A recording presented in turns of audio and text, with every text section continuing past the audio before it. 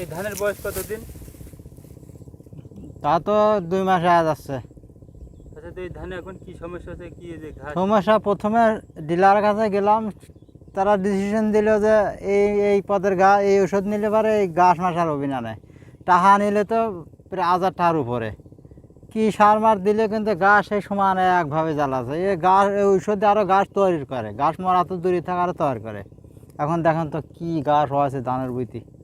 হ্যাঁ, কাল আবার গেলাম ডিলারের কাছে, আবার 800 ওষুধ দিল।